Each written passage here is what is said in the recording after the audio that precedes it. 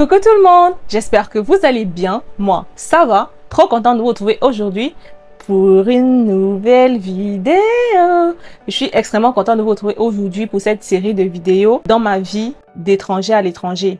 J'ai déjà tourné un épisode 1 que je vais vous mettre soit en bas de description, soit quelque part là, pour que vous alliez regarder si vous n'avez pas encore regardé. Et aujourd'hui, on se retrouve pour un deuxième épisode de cette série. On va parler des études, on va parler du climat, on va parler du logement et on va parler... Et je vous garde un petit truc spécial pour la fin, genre quelques petites anecdotes vraiment très spéciales avec bien évidemment des leçons à en tirer et des conseils pratiques pour votre vie. N'hésitez pas à liker la vidéo pour m'encourager, à vous abonner à ma chaîne et aussi à laisser un petit commentaire si vous avez aussi des expériences à partager, si vous... juste pour interagir avec ce que je dis. On va vraiment faire un récapitulatif très rapide pour que vous ne perdiez pas le fil. Dans le premier épisode, j'avais parlé un peu des grandes lignes en soi, comment je suis arrivée, mes impressions quand je suis arrivée, tout ça, ma vie jusqu'à présent là. Presque un an se soit écoulé depuis que la vidéo est sortie. Donc, entre-temps, il y a d'autres choses que j'ai remarquées, il y a d'autres choses que j'ai envie de partager avec vous. Déjà, sur le point des études, je tiens à préciser que le cursus scolaire en Allemagne est différent de presque tous les pays d'Europe, je pense. Parce que au Cameroun, là d'où je viens, normalement, après ton baccalauréat, tu fais un cycle de 3 ans. Genre, on sait que c'est 3 ans. Tellement on sait que c'est 3 ans qu'on appelle ça première année, deuxième année, troisième année, tu fais ta licence. Et puis, tu as le diplôme, genre la licence, quoi. Mais tu n'es pas encore ingénieur. Tu deviens ingénieur au Cameroun après 5 ans d'études en général parce que le master, c'est généralement 2 ans au Cameroun. Donc, c'est après ton master que tu as ce diplôme d'ingénieur. C'est après le master qu'on peut t'appeler ingénieur. Je sais pas si vous voyez un peu. Donc, en Allemagne, au Cameroun, le cursus d'ingénieur, c'est 5 ans, en gros, normalement. Ici, en Allemagne, c'est différent. Ici, en Allemagne, on ne parle pas en termes d'années, mais on parle en termes de semestres. Maintenant, les semestres à l'université, ça varie entre 5, 8, et je crois pour les gens qui font médecine, ça peut aller jusqu'à 14 semestres. Et un semestre, c'est environ 6 mois. Genre, c'est comme ça qu'on compte. Un semestre, c'est 6 mois. Donc, techniquement, je ne peux pas dire qu'une année prend 2 semestres parce que ça prend la fin d'une année. Le premier semestre, qui est le semestre d'hiver généralement, prend la fin d'une année. Il commence en octobre et il s'arrête en avril généralement. Non, qu'est-ce que je raconte? Oui, les gens finissent généralement le composé en février, mars, et puis le prochain commence en mi-avril pour se terminer en août. Je sais pas si vous voyez, tu vas voir certaines personnes, ils font un cursus peut-être de 5 semestres dont ils ont leur bachelor parce que ici, quand tu commences l'université, le premier cursus que tu peux faire, le premier diplôme que tu peux faire, le premier diplôme que tu peux avoir, c'est le bachelor. Déjà, avec le diplôme bachelor, tu es un ingénieur. En France, je me rappelle les gens qui disent j'ai redoublé ma licence 1, j'ai redoublé ma première année de licence. En fait, en France, il y a ce système de tu redoubles si tu ne valides pas ta première année, ta deuxième année, tu redoubles en fait. Et ici, en fait, il n'y a pas ce système. Ici, là, c'est le premier semestre, supposons tu as peut-être 6 matières au premier semestre. Tu as le choix de composer le nombre de matières que tu veux. Si tu veux, tu composes les 6. Si tu veux, tu composes juste 3. Et le semestre qui suit, tu seras au deuxième semestre, n'ayant pas composé encore les matières du premier semestre. Et ainsi de suite. Maintenant, à partir du 4e semestre, généralement, parce que c'est à partir du 4e semestre qu'on fait les spécialisations, il y a un certain nombre de crédits qui t'est demandé. Ça dépend des universités. Parfois, on te demande un certain nombre de crédits. Parfois, on te demande d'avoir validé toutes tes matières du 1er au 4e semestre pour pouvoir aller au semestre supérieur. Et moi, c'est un système auquel je n'étais pas habituée, pas préparée. Je ne sais pas vraiment comment est-ce que je vais expliquer ça. Mais en même temps, ça se comprend parce que les étudiants étrangers comme moi, ça serait difficile de composer toutes tes matières chaque semestre tout en travaillant et en t'occupant de toi-même. Parce que, oui, la plupart des étrangers ici, la plupart des étudiants étrangers ici, on travaille pour subvenir à nos besoins en fait. C'est pas, il y a plus papa et maman pour nous donner quoi que ce soit et c'est mon cas. Donc, je pense que c'est pour ça que la plupart des étudiants ne composent pas toutes les matières. Il y en a qui le font, il y en a qui font, il y en a pour qui c'est plus évident, il y en a pour qui c'est pas évident. Moi, par exemple, le premier semestre, j'ai composé 5 matières. Enfin, j'ai composé toutes mes 6 matières, mais j'ai pas validé une matière, bref. Le deuxième semestre, là, on va directement tomber sur le deuxième point de ma vidéo qui était le climat. Le deuxième semestre, j'étais vraiment gonflée à bloc au début, surtout que j'avais bien commencé parce que valider 5 matières ici, je vous assure, c'est bien commencé l'école. J'avais bien commencé, je m'étais dit, ok, je vais continuer sur la même lancée et cette fois-ci, je vais me donner à fond, Et puis, bam, il y a l'hiver qui est arrivé. Pour ceux qui ne connaissent pas, en tout cas au Cameroun, nous, on ne connaît pas l'hiver. On a 2 saisons, la saison des pluies et la saison sèche. La saison sèche, je crois, les 2 saisons durent En fait, j'ai envie de dire les 2 saisons durent 6 mois, mais c'est faux. Parce que la saison des pluies ne dure que 3 mois. 3 mois, je crois. Je crois que la saison des pluies, c'est plus pendant les grandes vacances. Et la saison sèche, c'est pendant toute l'école. Ça peut varier, mais c'est généralement comme ça. Donc, moi, je ne suis pas quelqu'un qui est habitué au froid, à ce que le temps soit morose. Je ne suis pas habituée à ça. Moi, je suis habituée au soleil, à la chaleur, bien que je n'aime pas la chaleur. Bien que je n'aime pas avoir très chaud. Je n'aime pas quand il fait très chaud. Pendant les études, aller à l'université pendant l'hiver, c'est extrêmement compliqué. Je ne savais pas à quel point. En fait, il y a l'être humain est... Je sais pas comment. L'être humain est un être conditionné par le climat. Maintenant, ça touche plus certaines personnes que d'autres. Hein. Parce que tu vas voir, tout comme certaines personnes, vous allez me dire, hey, moi, pendant l'hiver, je vais être super bien. D'autres m'ont dit, moi, pendant l'hiver, je suis pareil, je vais pas bien, je suis en dépression, tout ça, tout ça, tout ça. Et moi, je comprends. Et moi, je fais partie de ceux-là qui, pendant l'hiver, ça ne va pas. Ça ne va absolument pas. J'ai besoin de ma vitamine D. En fait, j'ai besoin de soleil pour rayonner, pour être bien comme là, présentement. Donc, ça, c'est quelque chose que je ne connaissais pas. Et ça m'a permis de mieux me connaître. Donc, je me dis, le semestre qui va venir, le prochain semestre d'hiver, je serai un peu mieux préparée parce que j'aurais déjà vécu ça. Je saurais que, ok, là, je sais que ça va être difficile pour moi, donc il faudrait que je me prépare en amont. Alors que là, je n'étais absolument pas préparée. Personne ne m'avait jamais parlé de ça. Je n'avais jamais entendu parler de la dépression saisonnière. Je n'avais jamais entendu parler de ça. Donc, je vous raconte comment est-ce qu'on s'est passé. Au début, j'allais à l'école et tout. Mais après, parce que pendant l'hiver, le soleil se lève tard. Le soleil peut se lever vers 8h30 et se recoucher à 16h, 17h. Donc, parfois, j'avais des cours jusqu'à 17h et je commençais à 8h. Pour arriver à l'école à 8h, je dois sortir de chez moi tôt. Donc, je sors quand il n'y a pas de soleil, je rentre quand il n'y a pas de soleil. Il fait froid, tu es triste, tu n'es pas heureuse. Et je déprimais de ouf. Je n'arrivais pas à étudier, je n'arrivais à rien faire. Je passais mes soirées à pleurer. Et c'était extrêmement difficile pour moi. Je comprenais pas du tout ce qui m'arrivait. Je ne comprenais absolument pas ce qui m'arrivait. J'ai commencé à en parler à ChatGPT. Moi, je vous conseillerais d'aller consulter un psy. Étant donné qu'ici, l'assurance ne prend pas en charge les psychologues, les thérapeutes, tout ça. Je n'ai pas de sous pour payer un psy. Donc, je vais me contenter de ChatGPT. Et c'était efficace. Donc, j'ai expliqué comment je me sentais à ChatGPT. Il m'a fait des propositions et tout. Ouais, ça doit se remettre aussi, si ça. Et pour la première fois, et c'est là que j'ai entendu parler pour la première fois de la dépression saisonnière. Et ensuite, j'ai commencé à écouter des podcasts aussi. Je vais vous mettre les liens des podcasts que j'ai écoutés en bas des descriptions. Et ça m'a tellement, je vais dire ça comment, ça m'a un peu sorti du truc de je sais pas ce qui m'arrive. Et pendant tout ce temps, j'étais en train de comprendre ce qui m'arrive. Je n'allais pas bien. Je n'allais vraiment pas bien. Et mes notes, en fait, ont subi le fait que j'allais pas bien.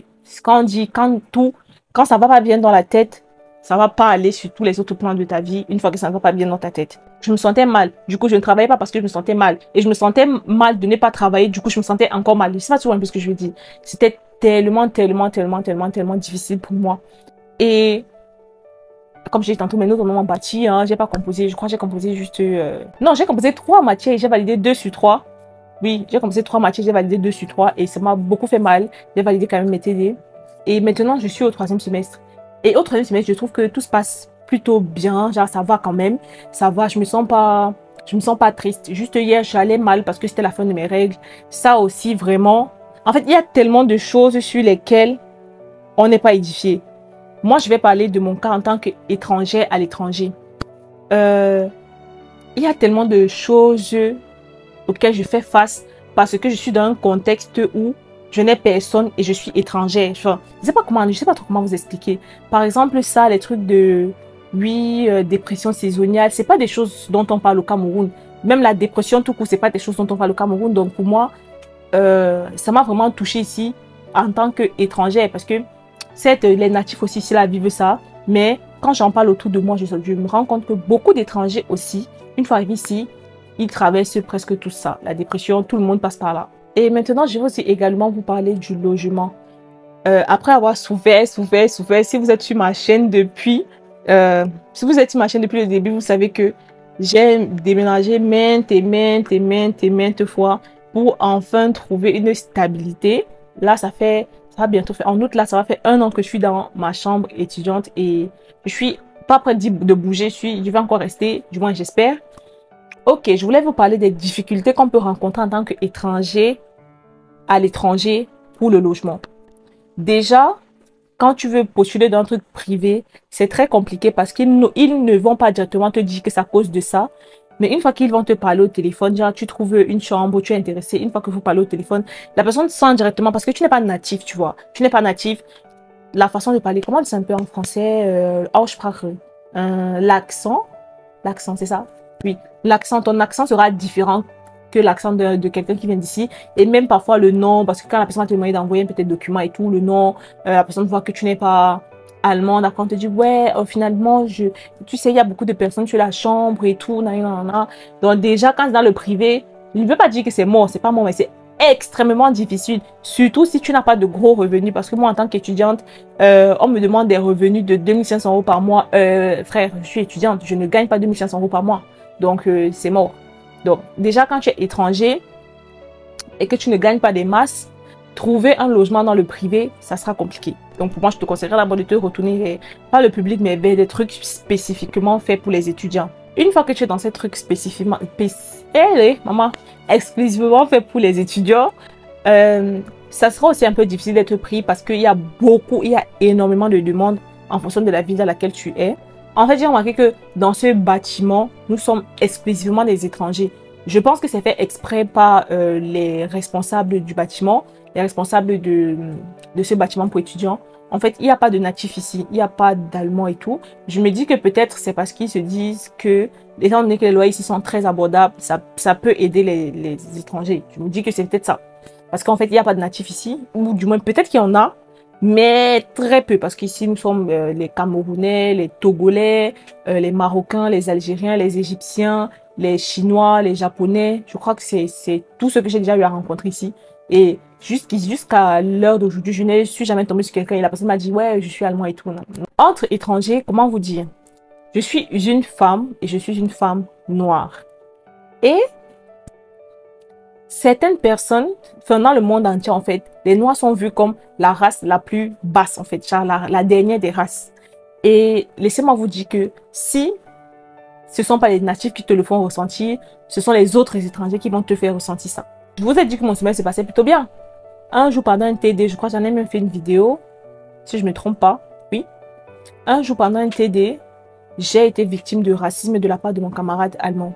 Il m'a crié dessus et ça ne m'a pas du tout plu. C'était la première fois qu'on me criait dessus comme ça, sans aucune raison valable. Bref, je vous invite à regarder la vidéo si elle vous intéresse. C'est pas la première fois que je subis du racisme, hein. Donc, en tant qu'étranger, à l'étranger, prépare-toi, surtout si tu es noir. Enfin, prépare-toi, tu vas vivre du racisme, que ce soit à l'école, chez toi, parce que moi je vis dans un bâtiment, comme je vous ai dit, avec d'autres étrangers. On partage la cuisine et on partage les toilettes. Dans quel contexte est-ce que j'ai subi le racisme ici chez moi? Déjà, la part de certains Marocains qui vivent dans mon bâtiment, le fait d'insulter notre culture, oui, vous utilisez trop d'épices, vraiment ça étouffe, oui, qu'est-ce que vous préparez, ça sent mauvais. Certains Camerounais de ma cité, de mon bâtiment, de l'étage du dessous, ils avaient brisé le poisson, c'est un mec camerounais, enfin je pense pas que c'est un mec camerounais, c'est un mec généralement d'Afrique centrale. Et ils avaient fait briser le poisson et après ça, ils avaient ouvert les fenêtres parce que, oui, quand tu prépares, il y a des odeurs qui se dégagent, tu vois, les odeurs de ta nourriture. Et c'est pas des odeurs, ça sent pas mauvais, enfin, je sais pas comment vous expliquer ça, ça sent pas mauvais. C'est juste peut-être ce sont des odeurs auxquelles ils sont pas habitués. Ça, je peux comprendre, mais de là à dire que ça sent mauvais, ça sent pas mauvais. Et j'étais à la cuisine, je suis en train de cuisiner, et puis un Marocain là, il vient, oui, pourquoi est-ce que ils ont préparé quoi ici, je sais pas, ça pue, putain, ça m'énerve, je peux même pas cuisiner en paix et tout, nan. Et moi, j'étais là, j'étais choquée parce que je me dis, nous sommes tous différents, nous avons tous des cultures différentes. Comment est-ce que tu peux venir là et te fâcher parce que quelqu'un a préparé un truc dont tu ne supportes pas l'odeur? Si vraiment l'odeur te dérange tant que ça, si tu ne veux pas vivre avec la culture des autres, si tu ne veux pas avoir à partager ta cuisine, va louer un truc privé. Qu'est-ce que tu fais ici avec nous en fait? Qu'est-ce que tu fais ici avec nous? Va louer un truc privé. Parce que c'est aussi un peu ça, il faut faire des compromis quand tu vis en communauté, quand tu vis avec des gens, il faut faire des compromis. Il faut comprendre que oui, moi je suis habituée à manger, je suis végétarienne, mais l'autre peut-être, elle n'est pas végétarienne. Et si elle prépare sa viande, tu vas pas venir vomir sur sa nourriture juste parce que toi tu ne manges pas ça. Mais c'est pas souvent ce que je veux dire. Et une fois j'étais personnellement, mais alors là, personnellement visée, j'étais en train de faire cuire ma nourriture, la viande que ma maman m'avait envoyée du Cameroun, j'étais en train de faire cuire ça pour préparer. Et j'ai laissé ma marmite à la cuisine, je suis remontée. Je vais mettre la photo de ce que la personne est venue écrire sur ma marmite. La personne est venue, a éteint le feu sur ma marmite et a écrit « Smell like shit ». Smell like shit. Oui, oui, vous ne rêvez pas, c'est vraiment arrivé. La personne a écrit ça sur ma marmite. Je ne sais pas qui c'est. Au début, j'étais vraiment très énervée parce que à chaque fois, il lance des pics ici, il lance des pics, il lance des pics, il lance des pics. Mais moi, j'ai jamais parlé, j'ai jamais rien dit. Mais là, étant donné que ça m'a vraiment visé personnellement, je me suis dit, si tu voulais vraiment me passer un message, fallait venir me le dire en face. Pourquoi te cacher derrière des trucs? Parce que là, je ne peux pas savoir qui a fait ça. Fallait venir, tu toques à ma porte et tu me dis, Karine, tu pues la merde. Et là, on allait causer, là, on allait discuter. Pourquoi pas-tu te cacher derrière les trucs? Pour moi, ça, c'est clairement du racisme. Ça, c'est clairement du racisme. Et c'est pas la première fois, si je peux vous citer des trucs, mais des trucs de ouf. Entre ceux, quand ils entrent à la cuisine, et c'est pas que les Marocains, hein, presque tous. Même, je crois qu'il y a un Japonais ici. En fait, je m'excuse, s'il n'est pas japonais, je m'excuse. Parce que, je veux pas dire que je vois pas la différence, mais je sais pas. Je suppose juste qu'il est japonais. Oui. Donc lui, quand il vient à la cuisine, tu le salues, il te répond pas. Mais, peut-être, je sais pas s'il y a un arabe dans la cuisine, le salut, il répond. Moi, je me dis là, quelle est la différence entre l'arabe là et moi? C'est juste que je suis noire, c'est tout. C'est tout. Ouais, c'est tout. Et toi, en tant que nouvel arrivant, tu dois... Ce genre de choses, tu vas les vivre. Ce genre de choses, tu vas les vivre. Et ne te reproche de rien, c'est pas de ta faute. C'est juste eux qui sont très... j'ai pas envie de les insulter, mais bon, voilà. Moi, je vais juste dire qu'ils sont limités et... C'est très bizarre, en fait. On est dans un monde où nous sommes tous différents.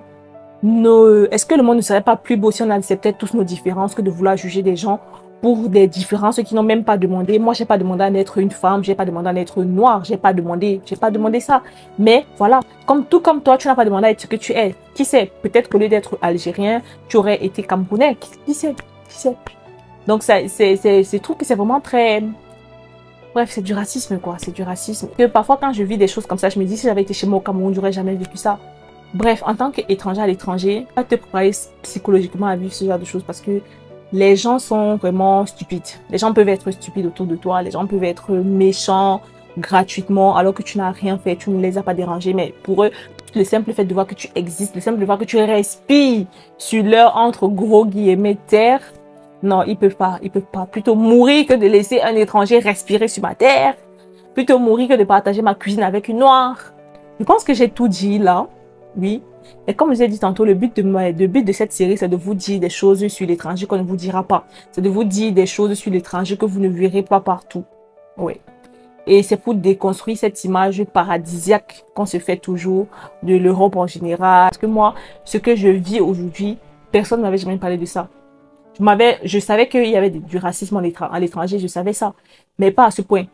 Je ne savais pas que j'allais croiser ça à longueur de journée, comme je vous ai dit, même que ce soit au travail, que ce soit à l'école, même chez moi, je vis du racisme, dans les transports, bref, c'est partout, c'est partout. Les points que je voulais vraiment aborder dans cette vidéo, c'était le racisme et la dépression, surtout la dépression saisonnale, parce que c'est quelque chose que je ne connaissais pas et ça m'a beaucoup touché. Je me dis, ça touche beaucoup d'étudiants. Donc, le conseil que je pourrais donner aux étudiants qui, comme moi, pourraient souffrir de ça, c'est déjà de vous munir d'une lampe solaire. Parce que cet hiver, je vais acheter ça. Je ne savais pas non plus que ça existait. Une lampe, en fait, que tu mets à ton chevet. Et au fur et à mesure de l'heure à laquelle tu vas te réveiller approche, ça émet une lumière semblable à celle de la lumière du soleil qui libère aussi de la vitamine D. Et ça te réveille tout doucement. Et quand tu te réveilles avec ça, tu as meilleure mine. Également, prendre des compléments alimentaires, prendre de la vitamine D. En fait, ça, c'est juste des conseils que moi, je prévois mettre en pratique. Je ne suis pas médecin, je suis pas... Pour moi, j'ai fait mes recherches et il en est ressorti que, ok, ça, c'est bien pour moi. Donc, si je ne suis pas en train d'inciter qui que ce soit à aller prendre ça après, vous allez prendre ça, vous faites des trucs, on m'a dit que c'est quelqu'un qui avait dit non. Moi, je vous dis des choses que moi, je prévois faire. C'est la fin de la vidéo. J'espère qu'elle vous aura plu. N'hésitez pas une fois de plus à liker pour m'encourager, à vous abonner à ma chaîne, à laisser un petit commentaire et à partager la vidéo si vous l'avez vraiment trouvée intéressante. Bisous et à la prochaine pour une nouvelle vidéo. I mean, where the fuck should I really even start? I got hoes that I'm keeping in the dark.